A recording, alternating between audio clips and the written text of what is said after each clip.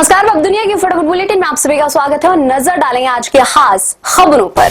वर्तमान वैश्विक घटनाक्रम के मद्देनजर क्या रूसी राष्ट्रपति व्लादिमीर पुतिन डबल गेम खेल रहे हैं? चीन में भारतीय प्रधानमंत्री से मुलाकात के बाद पाकिस्तानी प्रधानमंत्री शहबाज के साथ भी नजर आई करीबी, हालांकि भारत और रूस के काफी पुराने रिश्ते हैं। जम्मू फ्रंटियर और बीसीओ स्थानों पर बाढ़ के पानी ने तारबंदी को जबरदस्त नुकसान पहुंचाया। बीएसएफ की कई सीमा चौकियां अभी भी पानी में डूबी हुई हैं। सीमा सुरक्षा बल ने कुदरती कहर के साथ ही दुश्मन के नापाक इरादों से निपटने को सीमा पर पीछे से कड़ी निगरानी रखकर और नावों के जरिए गश्त आरंभ की है। बिहार में नेता प्रतिपक्ष तेजस्वी यादव ने प्रधानमंत्री नरेंद्र मोदी पर निशाना साधते हुए कहा, जब मुख्यमंत्री नीतीश कुमार के एनडीए पर सवाल उठाए गए, जब मुझे सदन के अंदर भाजपा नेताओं ने मां बहन की गालियां दी, तब प्रधानमंत्री कहां थे? तेजस्वी ने मोदी की मां को गाली देने की घटना की निंदा की। डोनाल्ड ट्रंप के 50% टैरिफ हटा के बाद भी भारत की रूसी तेल खरीद लगातार जारी है। अब रूस की ओर से अतिरिक्त छूट भी ऑफर की जा रही है, जिससे भारत का आयात 10 से 20% बढ़ने का अनुमान जाहिर किया जा रहा है। अब भारत पहले से ज्यादा तेल से रूस खरीद सकता है। चीन ने बुधवार को बीजिंग में 80वें विजय दिवस पर अपने सैन्य शक्ति का प्रदर्शन किया। चीन ने अपनी नई हथियार प्रणालियों, लेजर हथियार, परमाणु बैलिस्टिक मिसाइलें और विशाल जलमग्न ड्रोन का अनावरण किया। परेड में रूस के राष्ट्रपति व्लादिमीर पुतिन और उत्तर कोरिया के नेता किम जोंग उन समेत 26 विश्व नेताओं ने हिस्सा लिया। वित्त मंत्री निर्मला सीतारमण की अध्यक्षता में जीएसटी परिषद की 2 दिवसीय बैठक बुधवार सुबह शुरू हुई। जीएसटी घटने से घी, मक्खन, पनीर, ब्रेड, रोटी, पराठा, खाकरा, मिठाई, नमकीन, मशरूम और खजूर जैसे आइटम सस्ते हो सकते हैं। टीवीएसी, टैल्कम पाउडर, शैम्पू, टूथपेस्ट के दाम भी घटने की संभावना है। पंजाब की भगवंत मान सरकार ने पंजाब को आपदा प्रभावित राज्य घोषित किया। राज्य के 23 जिलों के लगभग 1400 गांव बाढ़ से प्रभावित हैं। 30 लोगों की मौत, लाखों लोग बाढ़ से प्रभावित, पानी में बही खड़ी फसलें। भाजपा आईटी सेल के प्रमुख अमित मालवीय ने दावा किया कि कांग्रेस नेता पवन खेड़ा की तरह ही उनकी पत्नी नीलिमा के पास भी 2 वोटर आईडी कार्ड है और एक में उनका नाम नीलिमा है तो दूसरे में कोटा नीलिमा है। भाजपा ने नीलिमा के बहाने सोनिया गांधी पर भी उठाए सवाल। इलाहाबाद हाईकोर्ट ने कांग्रेस सांसद राहुल गांधी द्वारा दायर एक याचिका पर बुधवार को सुनवाई के बाद निर्णय सुरक्षित रख लिया। गांधी ने वाराणसी के एमपी एमएलए कोर्ट के विशेष न्यायाधीश के आदेश के खिलाफ उच्च न्यायालय का रुख किया था। यह मामला अमेरिका में सिखों के संबंध में 2024 में दिए गए एक बयान से जुड़ा हुआ है। पंजाब के फरारा विधायक हरमीत सिंह पठान माजरा को अपनी ही सरकार से डर, कहा हो सकता है एनकाउंटर। पंजाब पुलिस ने मेरे पीछे 500 पुलिसकर्मी लगा रखे हैं।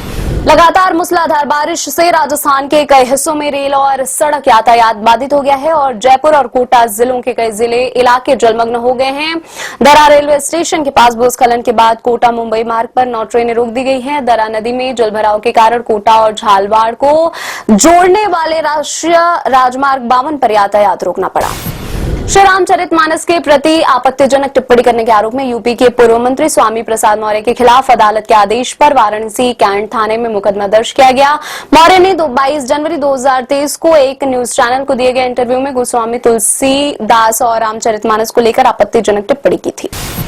अमेरिका की ओर से अनुचित और अन्यायपूर्ण टैरिफ युद्ध शुरू किए जाने के बाद प्रधानमंत्री नरेंद्र मोदी द्वारा सक्रिय रूप से विकल्प तलाशने के प्रयासों की देवेगौड़ा ने सराहना की। पूर्व प्रधानमंत्री और जदयू के प्रमुख एचडी देवेगौड़ा ने बुधवार को कहा कि कई वैश्विक शक्तियों के साथ रणनीतिक साझेदारी बनाने संबंधी मोदी की नीति निकट भविष्य में भरपूर फायदा पहुंचाएगी।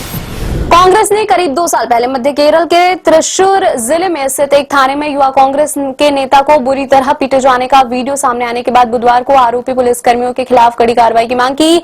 वीडियो में कुन्नम थाने के अंदर कम से कम 5 पुलिस अधिकारी युवा कांग्रेस के नेता सुजीत को पीटते हुए दिखाई दे रहे हैं। छत्तीसगढ़ के जशपुर जिले में नशे में धुत एक व्यक्ति अपनी एसयूवी को लेकर धार्मिक शोभा यात्रा में घुस गया। वाहन की चपेट में आने से 3 लोगों की मौत हो गई जबकि 22 अन्य लोग घायल हैं। घटना मंगलवार देर रात बगीचा थाना क्षेत्र के जुरुदंड गांव में उस समय हुई जब 100 से अधिक स्थानीय लोग गणेश मूर्ति के विसर्जन के लिए शोभा यात्रा निकाल रहे थे। इंदौर के शासकीय एमओआई अस्पताल में चूहों के हमले की शिकार दूसरी नवजात बच्ची ने बुधवार को दम तोड़ दिया। अस्पताल प्रशासन का दावा उसकी मौत सेप्टिसीमिया यानी रक्त संक्रमण के कारण हुई है।